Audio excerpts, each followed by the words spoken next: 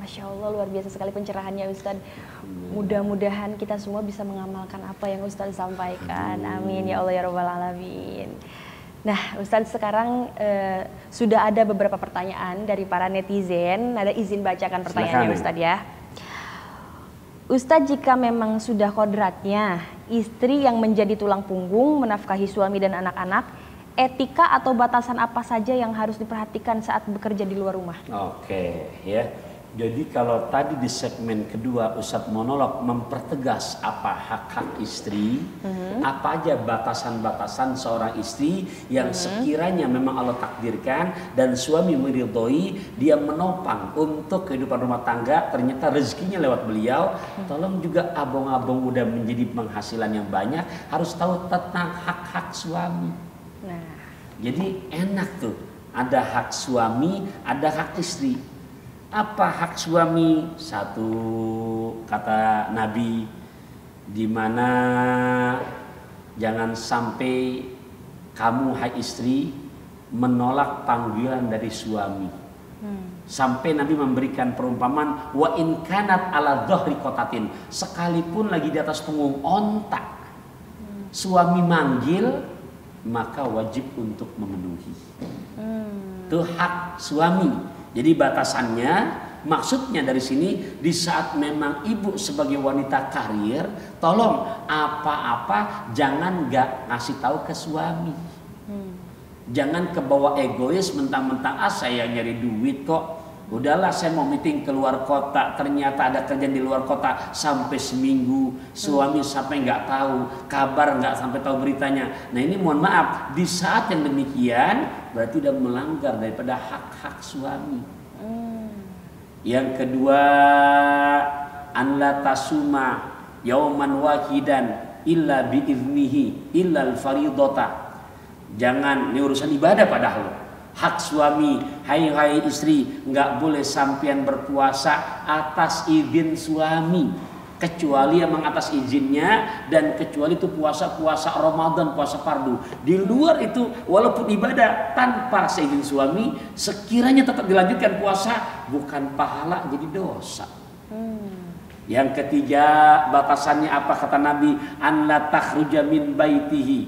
Jangan seorang istri keluar rumah melainkan atas izin daripada suaminya. Nah ini batasan yang nomor 3. Jadi agak mirip dengan yang pertama tadi. Sekiranya memang sudah menjadi wanita karir, lantas suami meridhoi, tolong apapun yang sifatnya kerjaan untuk keluar rumah, lebih-lebih keluar kota, jangan mentang-mentang sudah mencari nafkah lantas tidak ada pamitannya.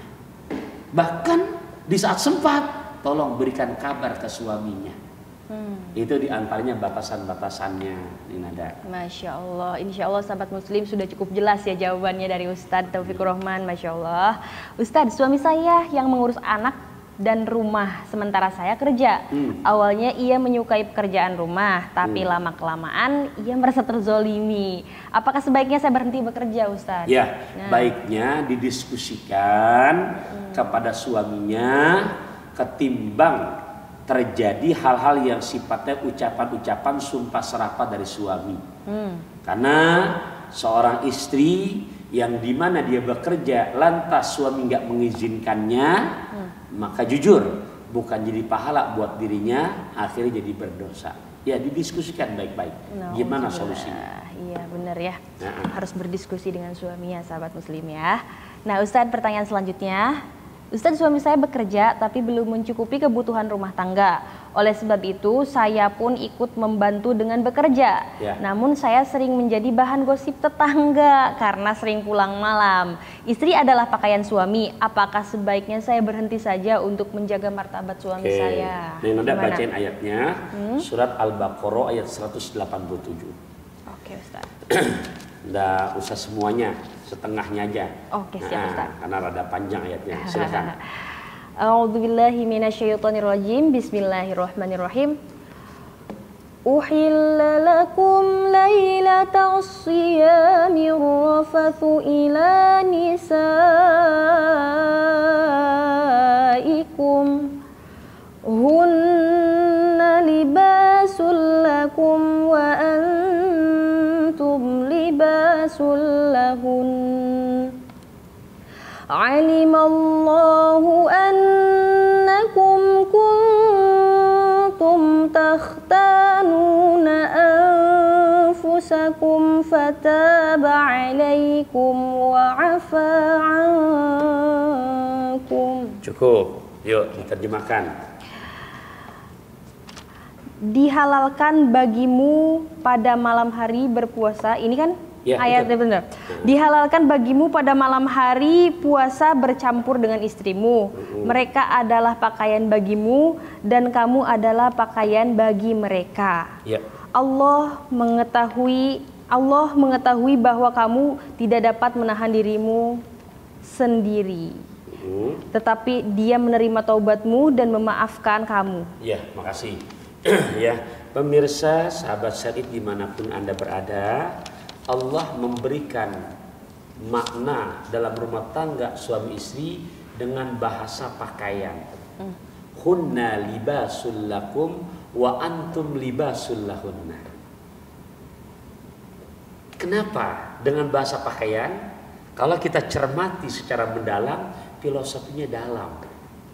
Satu, pakaian berfungsi sebagai kehormatan, ya, penutup aurat pakaian itu.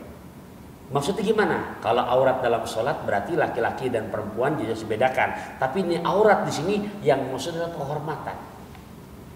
Jadi apapun yang terdapat kekurangan pada pasangan rumah tangga kita, please jangan dibuka di forum. Itu yang harus ditutup, pakaian, aurat. Kedua, pakaian berfungsi sebagai penutup udara panas dan dingin dari luar. Ya, filosofinya tuh. Maksudnya udara panas dan dingin dari luar dari mana? Ini dari luar-luar. Satu, yang terdekat dari orang tua. Dua, yang terdekat dari mertua. Tiga, yang terdekat dari ipar. Keempat, yang terdekat dari tetangga. Ini udara panas dan dingin dari luar, sekalipun nama mertua, sekalipun nama orang tua, sekalipun nama ipar, sekalipun nama tetangga. Jadi di saat sudah menjalin komitmen antara suami istri dan betul-betul masing-masing menjaga komitmennya, termasuk tadi ditanyakan, sehingga jadi gosip saat itu tetangga-tetangga saya. Satu, ibu pulang malam itu apa memang tuntutan tugas pulang malam atau ada embel-embel lain? Nah, ya, karena seyogianya kalau jam kerja ya normal, di mana-mana kerja masuk jam 7 jam 8 insya Allah sebelum maghrib udah selesai. Kalaupun memang betul ada tambahan lemburan ya masih masuk akal. Kan jarang yang namanya kerja kita diseret lembur sampai jam 1 malam, dari jam 7 pagi jam 7 pagi lagi. Ini lemburnya di mana? Gitu. Jadi tolong, nggak mungkin tetangga ngeluarin kata-kata. Kalau selama memang betul-betul pada koridornya, silakan. Komitmen kedua belah pihak, suami istri, udah EGP, emang ya saya pikirin. Tapi kalau misalnya mohon maaf dan tanda kutip, memang ibu nggak amanah, khianat, daripada perjanjian sama suami istri itu, mendingan udah jangan maksain, jarum dikejar-kejar ntar kampak yang hilang. Berapa banyak rumah tangga pecah, bahkan terjadi perceraian karena urusan beginian. Nah, ini banyak kami dapatkan di lapangan, jangan sampai terjadi demikian. Tuh makanya filosofinya pakaian buat suami, suami pakaian buat istri. Masya Allah. Oke, Ustadz. Ya. Kita lanjutkan pertanyaan selanjutnya, Ustadz. Ya. Saya pernah baca sebuah hadis, tiap orang akan dimintai pertanggungjawaban. Apakah ia benar memperhatikan nafkah untuk keluarganya? Nah, kalau suami tak mampu mencukupi nafkah untuk istri dan anak-anaknya, apakah istrinya yang akan bersaksi di hari akhir nanti? Ya, inilah perlunya komitmen. Jadi di saat suami memang sudah maksimal berikhtiar untuk menjadi tulang punggung, lantas hasilnya ternyata belum maksimal, maka ini dimaafkan oleh Allah. Dan istri pun sekiranya punya kebisaan dengan paham sebagai kodratnya sebagai istri dan suami meridhoi, silakan untuk membantunya. Seperti itu ya Ustadz. Ya. Semakin seru aja nih perbincangan kita Ustadz. Ya.